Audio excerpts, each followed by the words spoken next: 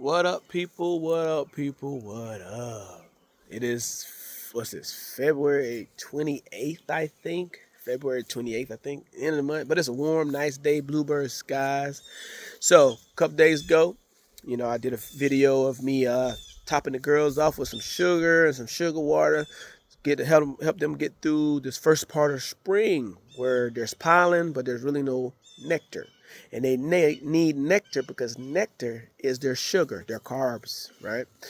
And whereas pollen is the bees' protein, nectar is their carbs. And so the bees, they live mostly on sugar, carbs. But they need the pollen in order to feed the babies because they need protein in order to develop into adult bees, right?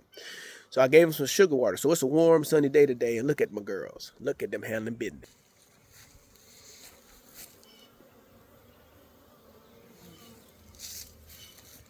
They are handling business. So they are flying today. They are flying. And this is exactly what you want, man. They got enough sugar water so they can work and take advantage of all the pollen. I'm going to zoom in for you. Let me see if I can get closer without getting stung, because sometimes they be tripping. But if we zoom in here, you will see the girls coming in with all this orange pollen on their legs. So we don't have really no dandelions out right now. So this pollen has to be coming from like some type of tree. I don't know. Look at that. They even look at all that pollen coming in. So they coming in. They're going to take that pollen. They're going to mix it with that sugar water or any honey they got. And they're going to be feeding those and bee bread is nothing but they take a little sugar water or honey and they chew it up, mix it with the protein, i.e. pollen, and they feed it to the pupa or the grubs, however it's called. And this is what you want, because the actual nectar flow, the big nectar flow in this part of the world, Fayetteville, North Carolina, should be starting, what is this, February, March? March 10th.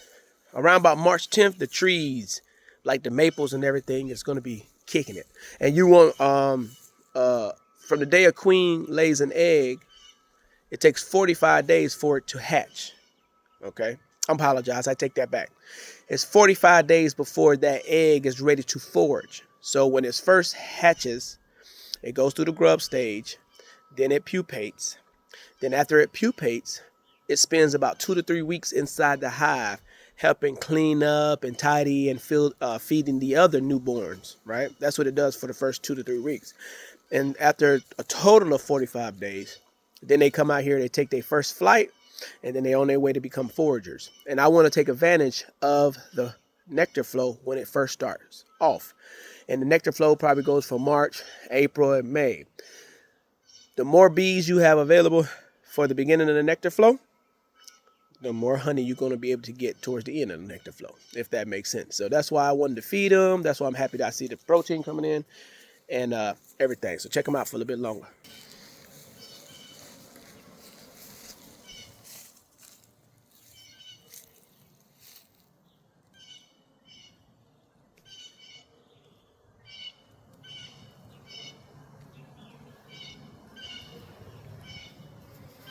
Now, they're really busy right now.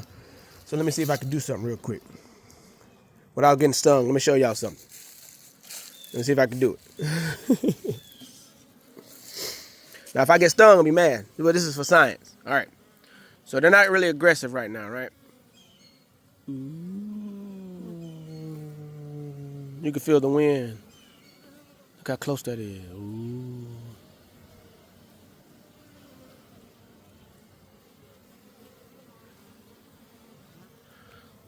Would y'all do that? All right. Anyway, Minority Outdoorsman, Cleve Boogie. I'm out.